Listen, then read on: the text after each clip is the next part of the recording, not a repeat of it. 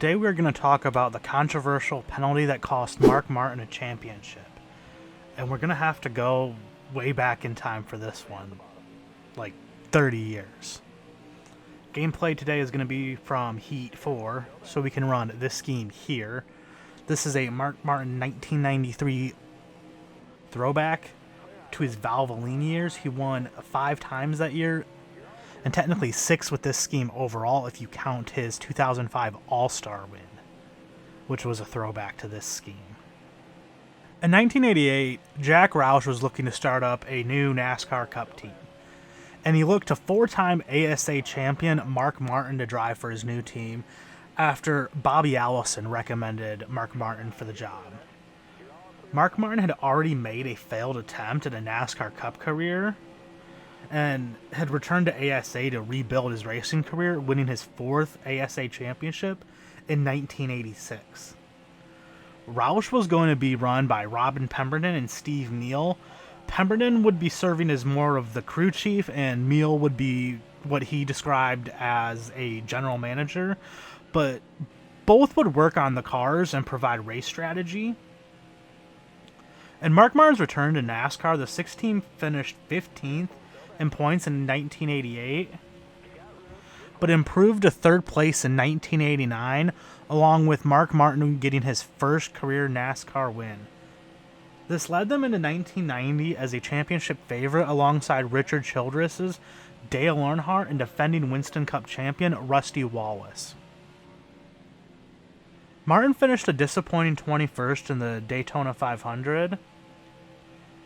In the second race at Richmond, Mark Martin was running right around 3rd place most of the day, behind Earnhardt and Wallace, but couldn't quite challenge for the win until a late caution came out and Neal and Pemberton decided to pit and take 2 tires to get Mark Martin the lead to get bonus points. And this worked. Martin got out in the lead, and on the restart, he drove away from Rusty Wallace and Dale Earnhardt and would win his 2nd career NASCAR Cup race, with Earnhardt 2nd. The team had celebrated, and then Mark Martin had left the track. The team went to tear down the car for post-race inspection, and Richard Childress came up to the car with a NASCAR official and pointed out to a single 2.5-inch bolted-on spacer on Mark Martin's engine. The issue is, the rulebook stated you could only run a 2-inch spacer between the carburetor and the manifold. NASCAR determined that Roush Racing was in violation of the rule and were fined a then record $40,000 and 46 points.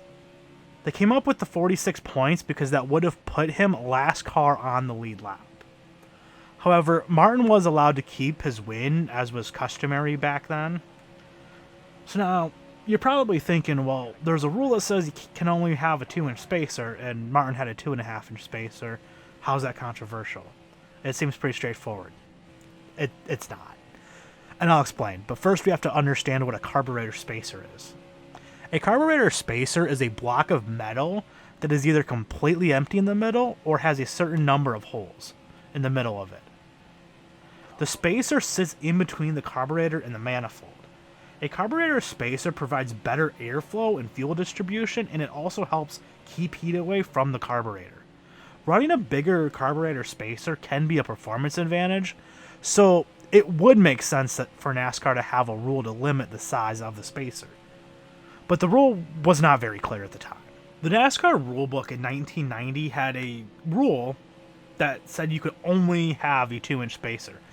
However, this was considered outdated, and officials at the track had been allowing up to 3 inches between the carburetor and the manifold.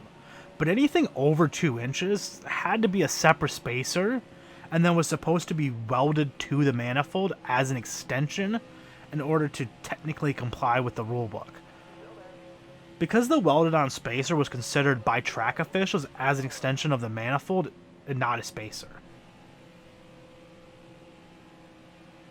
When Roush Racing went to work getting Mark Martin's car ready for the race, they felt they had 3 inches to work with between the carburetor and the manifold, and thus simply bolted on a spacer to save time. But the spacer was a single 2.5 inches, and that violated the 2-inch spacer rule. The car passed not one, not two, but three pre-race inspections and was deemed illegal every time. This was used by Jack Roush as an argument. He said, quote, "The inspectors had sealed that manifold 3 times.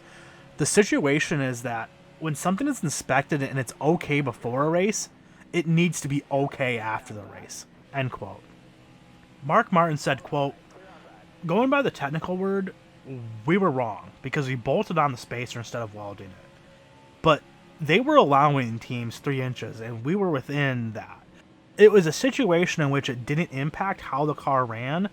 We could have achieved the same thing legally by welding the spacer instead of using the bolts."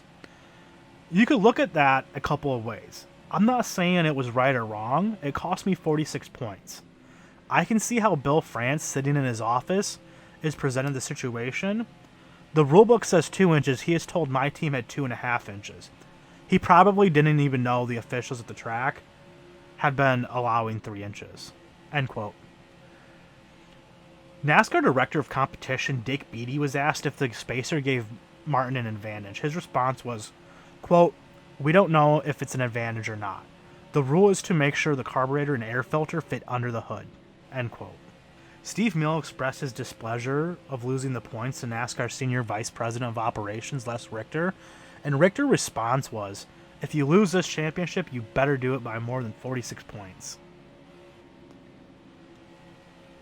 In a post-race interview after the penalty was announced, Martin said, quote, "We got the death penalty for running a stop sign. What we had done didn't give us an advantage over anyone. It wasn't like we had a big engine or illegal tires," end quote. In an interview looking back at the penalty with Speed Channel, Robin Pemberton said, quote, "Things that you thought were okay, the carburetor spacer that we had run on and off for the better part of a year, which doesn't make it right, it makes it something that was acceptable," end quote. Former NASCAR driver and then NASCAR analyst Benny Parsons had this to say the following week. Quote, "They fined him $40,000 and 46 points. I mean, that's like hanging a guy for shoplifting," end quote. Martin would have been 6th in the points, just 35 points behind leader Dale Earnhardt. Instead, this dropped him to 12th, 101 points back. Martin followed up his win in the next race at Rockingham with a 26th place after engine problems. This would be the first and the last DNF for the Roush team. With Earnhardt finishing 10th, this gave him a 145-point advantage over Martin, who dropped to 17th in points. Martin went into Atlanta and scored a 5th, while Earnhardt went to victory lane. Martin followed this up with a runner-up at Darlington, with Earnhardt again winning. Bristol saw Martin once again finish 2nd, while Earnhardt struggled to a 19th. This brought Martin fully back into the championship battle, as he jumped up to a tie for 3rd and cut Earnhardt's lead to 121 points. Martin would pick up a 6th at North Wilkesboro, while Earnhardt ran 3rd. At Martinsville, Martin would once again score a top 10 in 7th place, but Earnhardt got a 5th. Mark Martin ran a solid 3rd at Talladega, but Earnhardt bettered him once again, scoring his 3rd victory of the season. This saw Earnhardt stretch his lead over Martin to 165 points.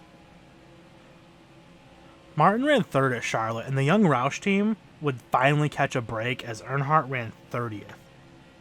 This saw Martin slash Earnhardt's lead to just 68 points, as he still sat 3rd behind Earnhardt and Morgan Shepherd.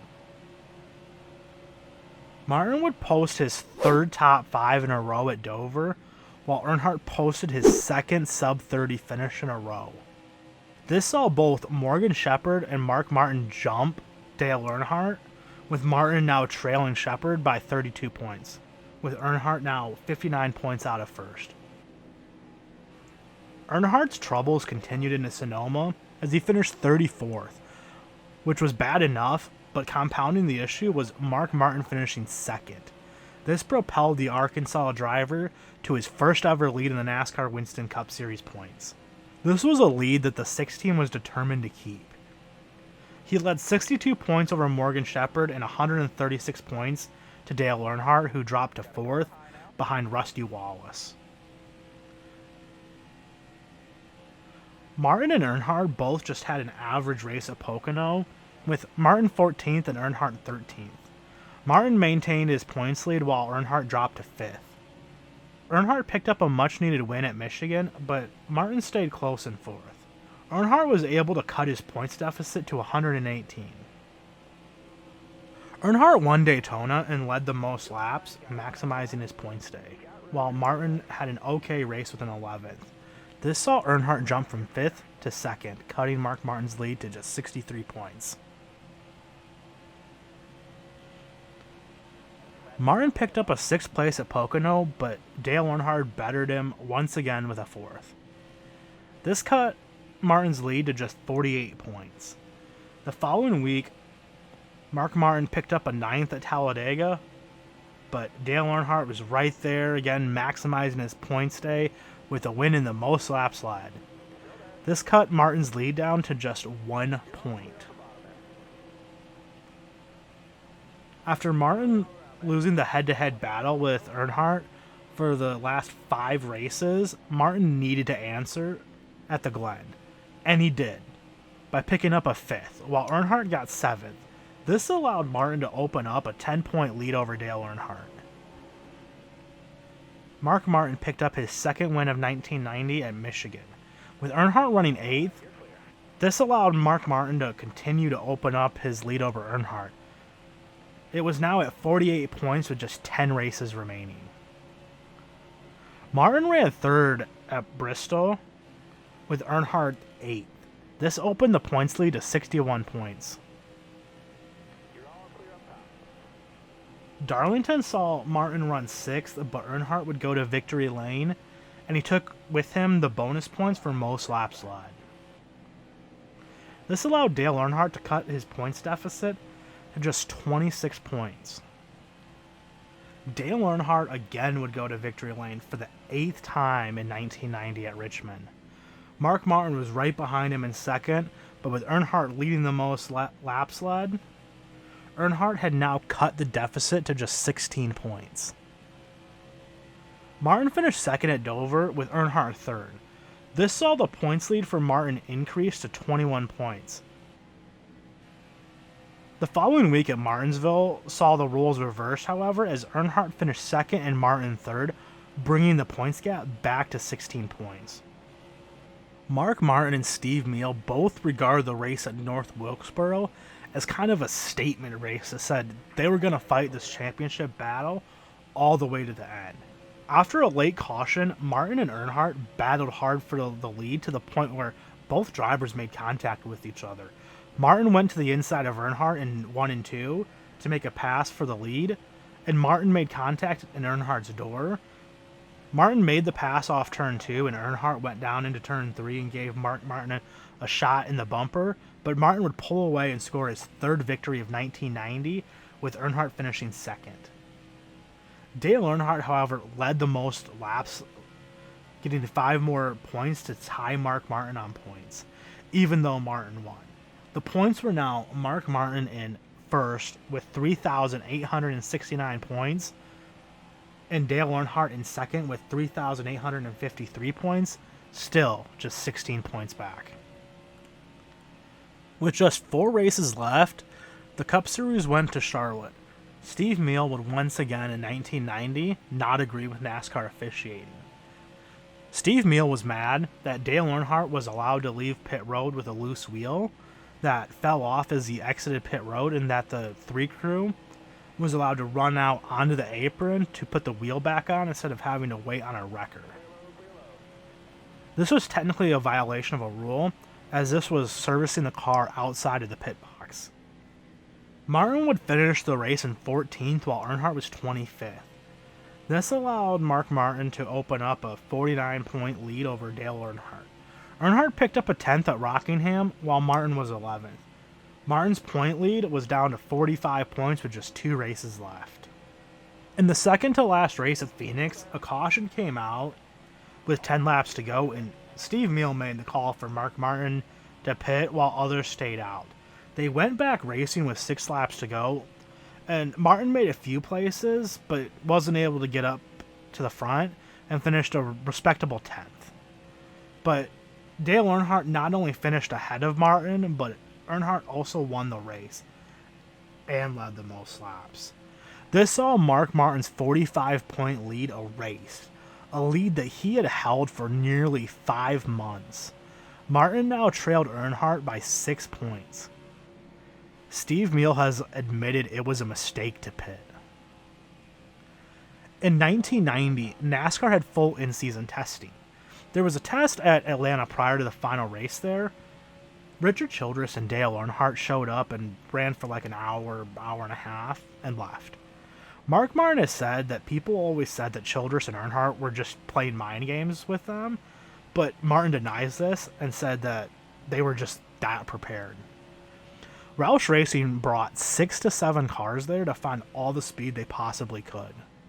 They weren't quite hitting their target, and Robert Yates had approached the 6 team about having Mark Martin climb into Davey Allison's car. Martin would do so and ran a 10th to a 10th and a half faster than Allison's car. Robert Yates offered to loan the car and engine to Roush Racing for the final race to help a Ford team win the title. Jack Roush gave his blessing for the move, and they took Davey Allison's car, repainted it, and took it to Atlanta for Mark Martin in the final race of 1990. Mark Martin and the 6 team just couldn't quite find the sweet spot with the car. For most of the race, they ran right around 10th. At the end of the day, the 6 team got the car up to a solid 6th place finish. There was just one problem, though. Dale Earnhardt and Richard Childress ran 3rd. Earnhardt would finish 1990 with 4,430 points, and Mark Martin finished with 4,404 points. 26 points short of Earnhardt's tally, and the 27 points necessary to win the 1990 NASCAR Winston Cup Championship. Going back to that freezing February day in Richmond, Virginia, the 46-point penalty proved costly, as Mark Martin became the 2nd driver to lose the championship due to a penalty, joining Lee Petty, who lost all of his points in 1950. Mark Martin said, quote, "There were 29 races this season, not one. We put that Richmond deal behind us a long time ago." End quote. If you look at the statistics from 1990, Earnhardt has more wins and top 5s. Earnhardt led more laps, actually almost 2,000 more laps than Mark Martin. Additionally, Earnhardt finished ahead of Martin 18 times, where Martin was only able to beat Earnhardt 11. There are very strong indicators that Earnhardt should be the champion based off these stats, and certainly Dale Earnhardt had a championship caliber year, but so did Mark Martin. There are a couple of key numbers that point out to why Mark Martin would have been the champion had there not been a penalty. Martin finished outside of the top 20 only twice, while Earnhardt did it 4 times. Not only that, but 3 of those were sub-top 30 finishes. But most importantly, his average finish. Martin's was 6.6, while Earnhardt's was 8.0. If you look at pre-Chase era, average finish was a incredibly strong indicator of who would win the championship. From 1975 to 2003, which was the entire time that a points format with full season, non-resetting, equal points for every race were used. Only 4 of the 29 times did a driver have a higher average finish than the champion, excluding drivers that only ran a partial schedule. And 2 of those 4 were Mark Martin, 1990 and 2002. The others were Bobby Allison in 1981 and Dale Earnhardt in 1995. In 2000, Jack Roush commented on the incident saying, quote, "I feel as bad about what happened at Richmond today as I did the day it happened. Because of that, I almost don't care if I never win a NASCAR championship. We'll race to win as many races as possible, but my heart's broke. No one deserves a championship more than Mark Martin, end quote. Additionally, Martin said, quote, Jack has worked very, very hard trying to win, and he feels he lost the 1990 title on a ruling over something that he still doesn't feel was wrong. It wasn't a blatant act, like using illegal parts. His team had done what it believed to be within the rules, and it had been approved before the races. And I think Jack is real mad because I haven't won the championship. He feels I deserve one, and personally, I don't care. A championship does not define me as a great race car driver. If I win one, I'll feel good, but I won't feel different. I don't want to diminish the championship. It is the crown jewel, the ultimate success, but don't lose sight of everything else. Greatness is what a driver does week in, week out, and what they do to stay on top. If you want to play the lotto, good for you if you win, but don't slit your wrist if you lose. If I had slit my wrist after Richmond in 1990, I wouldn't have the opportunity I have now to try and win this championship this season, end quote. Looking back at the penalty, Robin Pemberton said, quote, I think that penalty did things to the team from within that eventually took key players and myself. It probably ruined what could have been a great situation for a long time. Subconsciously, people were upset at each other that we had lost that opportunity, end quote. Robin Pemberton would leave Roush in 1991. Steve Meal would blame the disappointment from 1990 as the reason for the team's loss of performance in 1991. In 1991, Mark Martin dropped to 6th in points and won only one race, and it took to the final race to do so. In an episode of the Mark Martin podcast, Martin looked back on the 1990 season and said, quote, so the bottom line is that we got penalized for something that we probably shouldn't have got penalized for, that we may or may not have got penalized for if Bill France would have been at the racetrack, end quote. The issue here is Mark Martin's team decided to use one spacer and bolt it on rather than using two separate spacers and welding one and bolting the other. And so technically they broke the rule. There was never any intention to break the rule. What they did, they felt was within what they were allowed to do, because not only did they think they were within the 3-inch allotment that was being allowed by officials at the track, but also, according to Robin Pemberton, they had done it on and off for about a year. I think Roush Racing and the 6 team deserve some sort of punishment, because they technically, by the letter of the law, broke the rule. But Roush Racing was not alone. NASCAR was also at fault. They created a confusing situation with a rule that teams were being allowed to violate if they did it in the proper way, and to technically not violate the rule. But NASCAR didn't officially clarify what that was, as it was just an unwritten rule to get around an old rule. Also, they saw not one, not twice, but 3 times the car and deemed it was legal prior to the race. And each time they saw that spacer, had they said something when they went through tech after unloading off the truck, the 6 team would have just replaced the spacer and been fine. Additionally, had Richard Childress not said anything, NASCAR probably wouldn't have noticed and done anything in post-race inspection.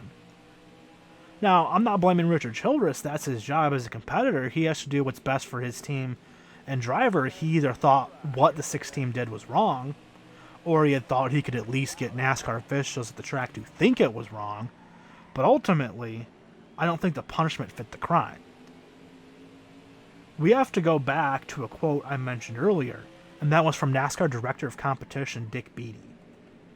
Quote, we don't know if it's an advantage or not. The rule is to make sure the carburetor and air filter fit under the hood, end quote. I said the rule probably existed for ensuring there wasn't a performance gain. Well, this quote proves that wrong. If NASCAR isn't concerned with a performance advantage here with this rule, then why does it matter? The engine clearly fit under the hood, so the intention of the rule was still met. This was considered a gray area, and they didn't gain any performance from it. A small fine in NASCAR clarifying the rule would have been better, in my opinion, but instead it was the largest fine in NASCAR history at the time, and it cost Mark Martin a championship because the 6 team did what they felt was right, and NASCAR disagreed and failed to notice it in pre-race inspection, given 3 opportunities to do so. The whole point of pre-race inspection is to see if the car's legal and find issues with it so teams can fix it before the race, and NASCAR failed at that. They didn't notice a spacer. And so now NASCAR wants to penalize the 6 team for something that they didn't even notice. Had NASCAR noticed it and had them replace it, or Mark Martin lost a championship by 47 or more points, we wouldn't even be talking about it 30 years later.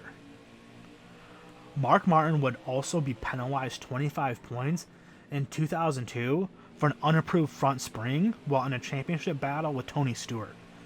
Mark Martin would also lose that championship, but this time it was by 38 points, meaning the penalty didn't even matter.